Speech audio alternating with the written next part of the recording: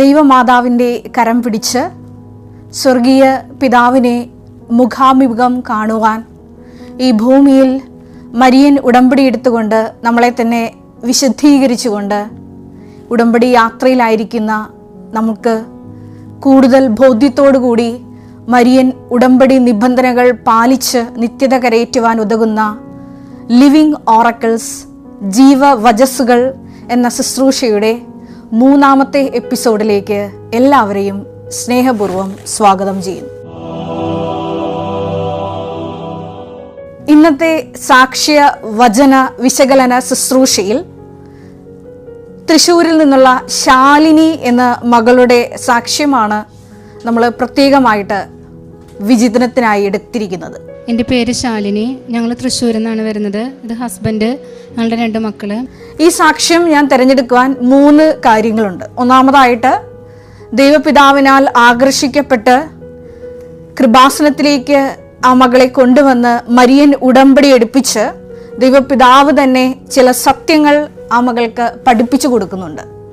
രണ്ടാമതായിട്ട്, ദൈവമാതാവിൻ്റെ സഞ്ചാരി മാതാവിൻ്റെ തനി സാന്നിധ്യം ഈ മരിയൻ ഉടമ്പടി വഴി ഈ മകൾക്ക് ലഭിക്കുന്നുണ്ട്.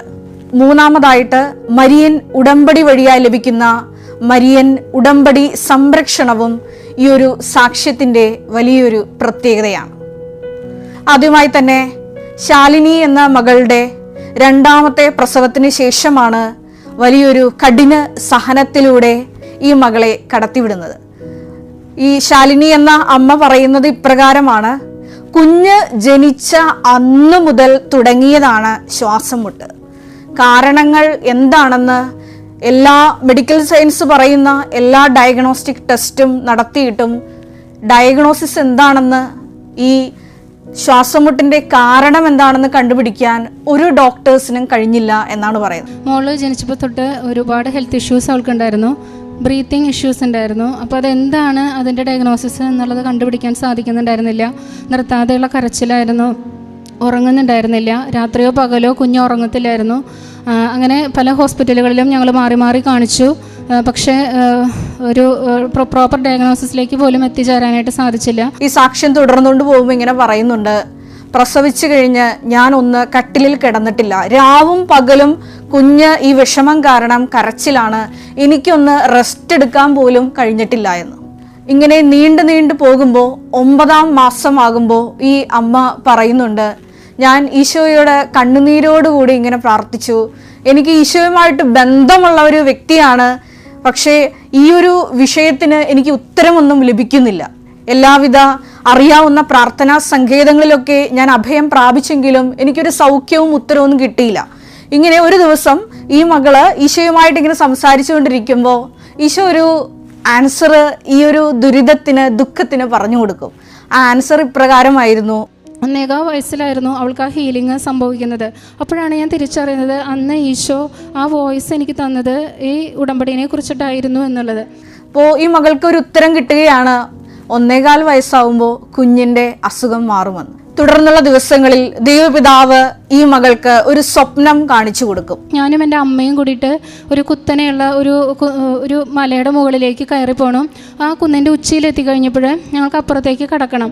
അപ്പോൾ അപ്പുറത്തേക്ക് കടക്കാൻ വേണ്ടി നോക്കുമ്പോഴത്തേക്കും ആണെങ്കിൽ ഓപ്പോസിറ്റ് സൈഡ് എന്ന് പറയുന്നത് കുത്തനെയുള്ള ഇറക്കമാണ്, അതായത് 90 ഡിഗ്രിയിലാണ് ആംഗിൾ. അപ്പോൾ ഒരിക്കലും അതിങ്ങനെ ചവിട്ടി ഇറങ്ങാനായിട്ട് നമുക്ക് പറ്റില്ല. അപ്പോൾ ഞാനിങ്ങനെ ഭയപ്പെട്ട് നിൽക്കുമ്പോൾ എൻ്റെ അമ്മ പെട്ടെന്ന് എൻ്റെ കൈ പിടിച്ചിട്ട് പറഞ്ഞു: നീ ഇങ്ങ് വന്നേ എന്ന് പറഞ്ഞിട്ട് അമ്മ എന്നെയും കൊണ്ട് അപ്പുറത്തേക്ക് അങ്ങ് കടന്നു. പക്ഷെ അത് കടന്നു എന്നുള്ളതിനപ്പുറം അതൊരു ചാട്ടമായിരുന്നു. കാരണം നമുക്കൊരിക്കും പാദം ആ ഒരു 90 ഡിഗ്രി ആംഗിളിൽ നമുക്ക് പാദം ഉറപ്പിച്ച് നിർത്താനൊന്നും പറ്റില്ലല്ലോ. അങ്ങനെ പിന്നെ ഞങ്ങളുടെ ബോഡി ഭയങ്കര ഫാസ്റ്റായിട്ട് മൂവ് ചെയ്യാൻ തുടങ്ങി. താഴത്തേക്ക് ഞങ്ങളിങ്ങനെ സഞ്ചരിച്ചുകൊണ്ടിരിക്കുകയാണ്. അപ്പം ഞാനിങ്ങനെ കാണുന്നുണ്ട്, എൻ്റെ ഒപ്പം മറ്റു പല ആളുകളെയൊക്കെ കാണുന്നുണ്ട്. അവരുടെയൊക്കെ മുഖത്തേക്ക് നോക്കുമ്പോൾ ഭയങ്കര ഹോളിയായിട്ട് കാണപ്പെട്ടു. ശേഷം ഈ മകൾ പറയുന്നത് ഇപ്രകാരമാണ്: താഴെ ഞാൻ ഒരു നീല തടാകത്തിൽ എത്തിപ്പെട്ടു. അപ്പോൾ എൻ്റെ കണങ്ങാലിൻ്റെ അത്രത്തോളം ഈ വെള്ളം നിൽക്കുന്നുണ്ട്. അതിന് തൊട്ടു മുമ്പായി ഞാൻ ഉറങ്ങുന്ന യൗസേപിതാവിനെ കാണുന്നുണ്ട്. അപ്പോൾ ഈശോ ഒരു വെളിപ്പെടുത്തൽ നൽകുകയാണ്: ഇതാണ് 2ാം സ്വർഗമെന്ന്. ഞാൻ പെട്ടെന്ന് കുറച്ചൊന്ന് മുകളിലേക്ക് വീണ്ടും പൊന്തി. എന്നിട്ട് ഞാൻ നോക്കുമ്പം കണ്ടത് യൗസേപിതാവിൻ്റെ ഉറങ്ങുന്ന രൂപമാണ്. അത് കഴിഞ്ഞപ്പോൾ ഞാനൊരു വോയിസ് കേട്ടു: ഇതാണ് 2ാം സ്വർഗം. ഈ മകൾക്ക് ഇതിനെപ്പറ്റി ഒന്നും മനസ്സിലായില്ല. തുടർന്നുള്ള ദിവസങ്ങളിലെല്ലാം ബൈബിൾ തുറക്കുമ്പോഴെല്ലാം ഉടമ്പടി വചനങ്ങളാണ് ഈ മകൾക്ക് കിട്ടിക്കൊണ്ടിരുന്നത്. അങ്ങനെ ഒരു ദിവസം ബഹുമാനപ്പെട്ട VP ജോസഫ് അച്ഛൻ്റെ ടോക്ക്, ഉടമ്പടി ആരാധന യൂട്യൂബിൽ കാണാൻ ഈ മകൾ ഇടയായി. ഇങ്ങനെ ബഹുമാനപ്പെട്ട VP ജോസഫ് അച്ഛൻ്റെ ഉടമ്പടി ആരാധനയൊക്കെ കൂടിക്കഴിഞ്ഞപ്പോൾ ഈ മകൾക്കുള്ളിൽ ഒരു ബോധ്യം തോന്നി, കൃപാസനത്തിൽ വന്ന് മരിയൻ ഉടമ്പടി എടുക്കണം. പക്ഷേ ഈ കുഞ്ഞിൻ്റെ സമീപത്ത് നിന്ന് ഈ അമ്മയ്ക്ക് മാറാൻ പറ്റൂല. കാരണം ഈ കുഞ്ഞ് രാവും പകലും ഈ ശ്വാസം മുട്ട് കാരണം ഉറങ്ങാൻ പറ്റാത്ത ഒരവസ്ഥയിലാണ്. അതുകൊണ്ട് തന്നെ ഹസ്ബൻഡാണ് കൃപാസനത്തിൽ വന്ന് മരിയൻ ഉടമ്പടി എടുക്കുന്നത്. കൃപാസനത്തിൽ വന്ന് മരിയൻ ഉടമ്പടി എടുത്ത് പ്രാർത്ഥിച്ചതിന് ശേഷം 1 മാസത്തിനുള്ളിലാണ് ഈ കുഞ്ഞിന് സമ്പൂർണ്ണ സൗഖ്യം കിട്ടുന്നത്. ഉടമ്പടിയിലേക്ക് നമ്മുടെ ചിന്തകൾ തീരുമാനത്തിലേക്ക് എത്തി. അങ്ങനെ ഞങ്ങൾ ഉടമ്പടിയിലേക്ക് തിരിച്ചു വരാനായിട്ട്, പക്ഷെ എനിക്കപ്പോൾ പറ്റുന്നുണ്ടായിരുന്നില്ലല്ലോ. അപ്പോൾ ഹസ്ബൻഡ് വന്നിട്ട് ഉടമ്പടി എടുക്കാനായിട്ട് തീരുമാനിച്ചു. അങ്ങനെ വന്ന് ഉടമ്പടി എടുത്ത് 1 മാസത്തിൻ്റെ ഉള്ളിൽ കുഞ്ഞിന് ആ വിഷയത്തിൽ ഹീലിംഗ് കിട്ടി. നേരത്തെ ദൈവപിതാവ് വെളിപ്പെടുത്തിയതനുസരിച്ച് 1.25 വയസ്സിലാണ് ഈ കുഞ്ഞിന് പൂർണ്ണ സൗഖ്യം ഈ ശ്വാസമുട്ട് എന്ന അസുഖത്തിൽ നിന്ന് കിട്ടുന്നത്. കാരണം ബ്രോങ്കോസ്കോപ്പി അടക്കമുള്ള ഡയഗ്നോസ്റ്റിക് ടെസ്റ്റ് ചെയ്തിട്ടും എന്താണ് ഇതിൻ്റെ കാരണമെന്ന് കണ്ടുപിടിക്കാൻ ഡോക്ടേഴ്സിന് കഴിഞ്ഞിരുന്നില്ല. പക്ഷേ കൃപാസനത്തിൽ വന്ന് മരിയൻ ഉടമ്പടി എടുത്ത് പ്രാർത്ഥിച്ചു കഴിഞ്ഞപ്പോൾ 1 മാസത്തിനുള്ളിൽ, അതായത് കുഞ്ഞിൻ്റെ 1.25 വയസ്സിൽ നേരത്തെ ദൈവപിതാവ് വെളിപ്പെടുത്തിയതനുസരിച്ച് പൂർണ്ണ സൗഖ്യം കിട്ടി. വലിയൊരു സമയ ചുരുക്കത്തിൻ്റെ സാക്ഷ്യമാണ്. ഈ സാക്ഷ്യം ഇവിടം കൊണ്ട് തീരുന്നില്ല. ഈ അമ്മയുടെ പരീക്ഷണ ഘട്ടം, സഹന കാലഘട്ടം ഇതുകൊണ്ടും അവസാനിക്കുന്നില്ല. തുടർന്നുള്ള ദിവസങ്ങളിൽ ഒരു ദിവസം കുഞ്ഞിന് ശക്തമായ പനി വരികയാണ്.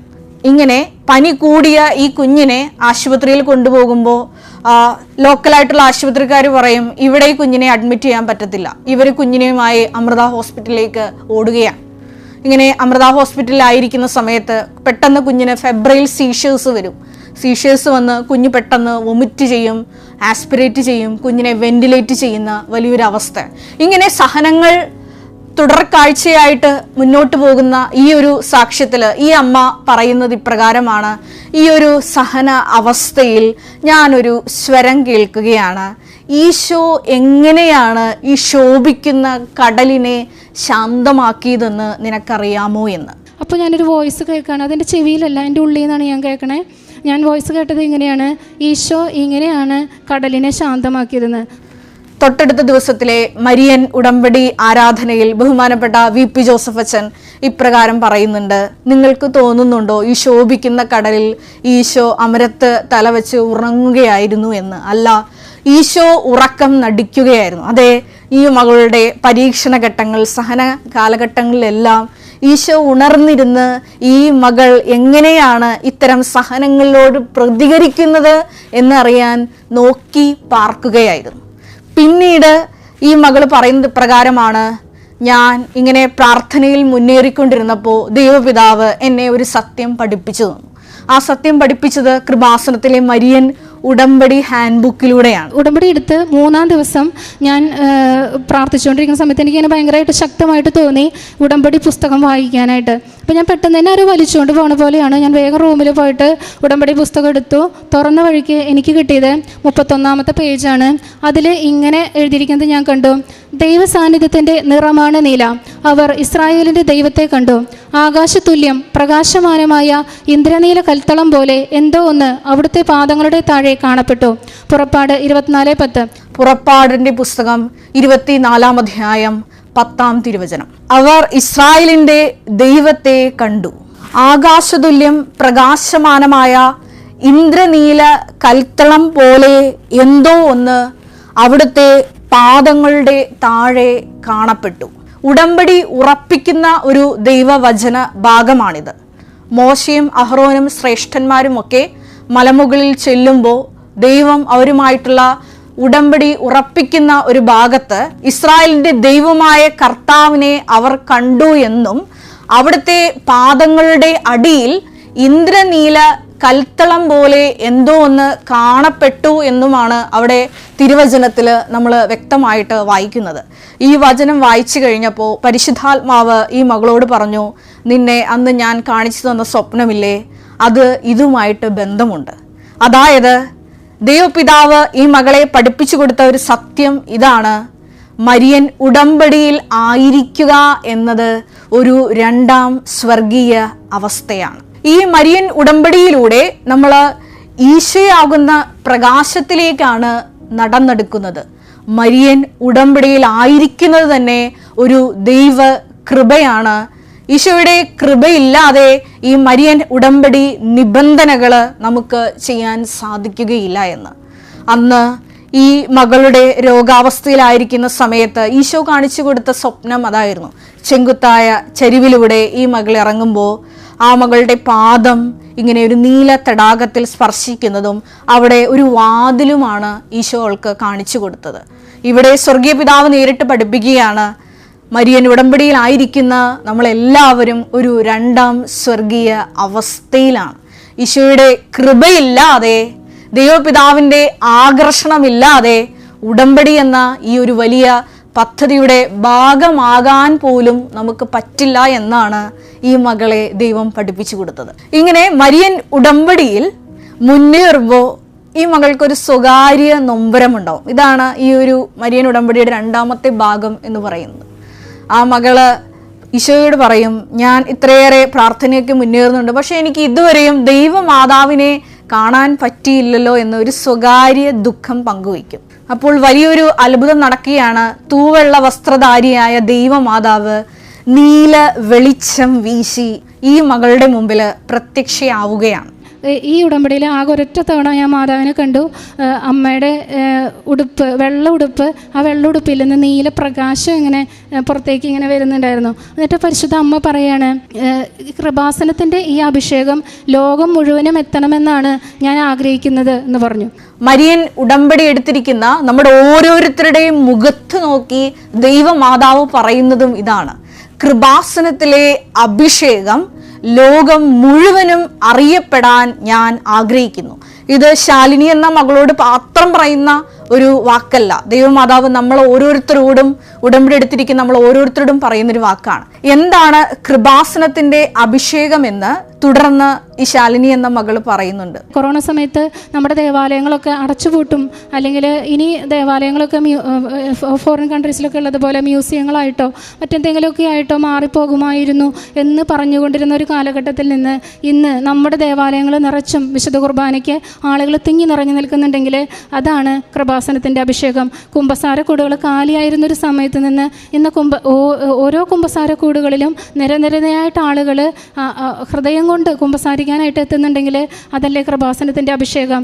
യൂറോപ്പിലെ പോലെ നമ്മുടെ ഇന്ത്യയിലുമൊക്കെ നമ്മുടെ ദേവാലയങ്ങളും മ്യൂസിയമോ മറ്റേതെങ്കിലും എൻ്റർടൈൻമെൻറ്റിനുള്ള ഒരു സെൻറ്ററായി മാറുമെന്നൊക്കെ പല വ്യക്തികൾ അടക്കം പറഞ്ഞപ്പോൾ മരിയൻ ഉടമ്പടി വഴിയായിട്ട് ഇന്ന് എല്ലാ ദിവസവും അനുദിനം ദിവ്യബലിക്കായി നമ്മുടെ ദേവാലയത്തിൽ ആളുകൾ ഓടിക്കൂടുകയാണ്.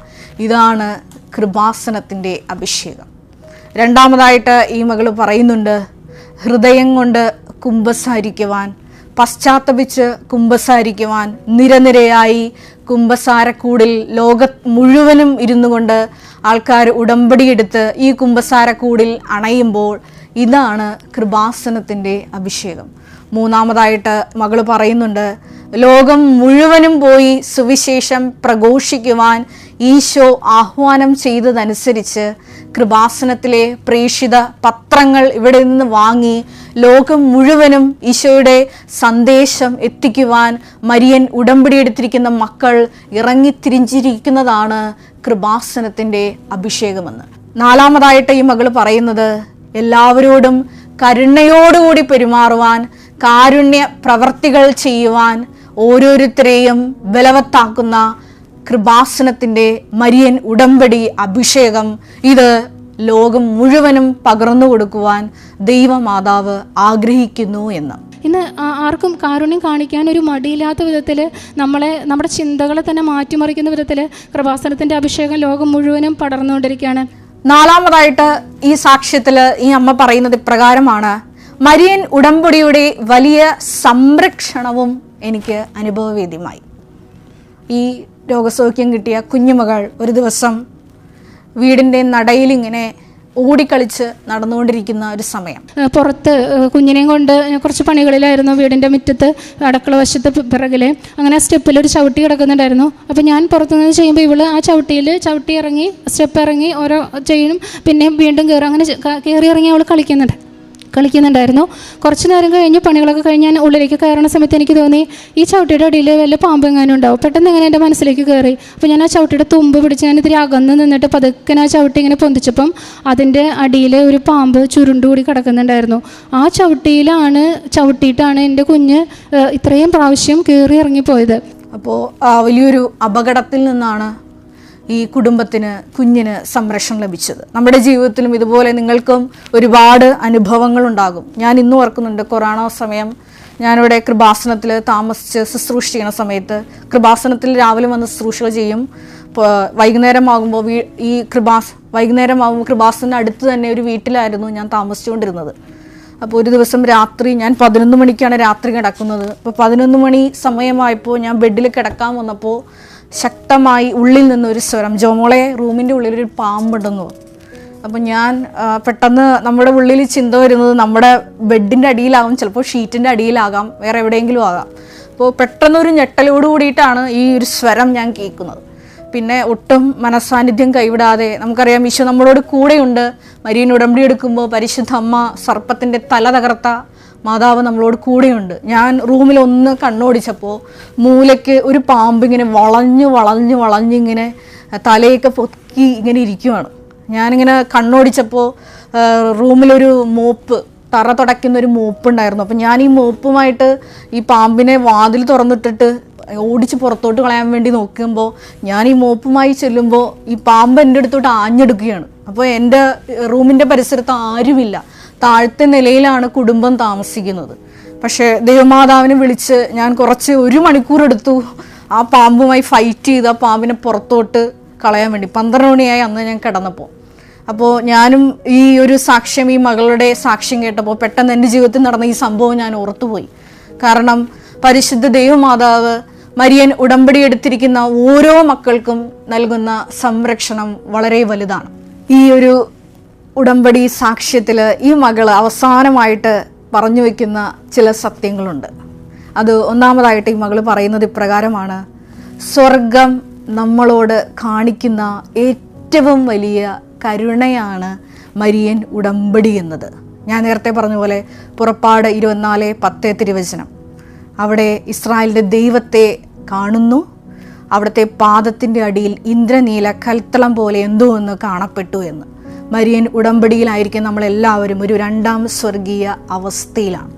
പിന്നീട് ഈ മകള് പറയുന്നുണ്ട്, പരീക്ഷിക്കപ്പെടുന്ന അവസരങ്ങളിൽ നിങ്ങൾ പതറിപ്പോകരുത്, കാരണം വിജയം എന്നും സ്വർഗത്തിൻ്റേത് മാത്രമായിരിക്കും. ഈ മകളുടെ ജീവിതം കൊണ്ട് തന്നെയാണ് ഈ സാക്ഷ്യം ലോകത്തോട് ഈ മകള് വിളിച്ചു പറയുന്നത്. മൂന്നാമതായിട്ട് ഈ മകള് ഈ സാക്ഷ്യം ചുരുക്കുമ്പോൾ പറയുന്നുണ്ട്, ഓരോ പ്രഭാതത്തിലും ദൈവത്തോടുള്ള നമ്മുടെ ബന്ധത്തെ ഓർമ്മിപ്പിക്കുന്ന വലിയൊരു പ്രാർത്ഥനയാണ് മരിയൻ ഉടമ്പടി എന്നത്. നമുക്ക് ഒരു നിമിഷം കണ്ണുകളടയ്ക്കാം. ഈ വലിയ മരിയൻ ഉടമ്പടി എന്ന സ്വർഗീയ പദ്ധതിയിൽ, ഒരു 2ാം സ്വർഗീയ അവസ്ഥയിൽ ദൈവപിതാവ് നമ്മളെ തിരഞ്ഞെടുത്ത് ചേർത്തതിനെ പ്രതി നമുക്ക് ഹൃദയത്തിൽ ഈശോയ്ക്ക് നന്ദി പറയാം.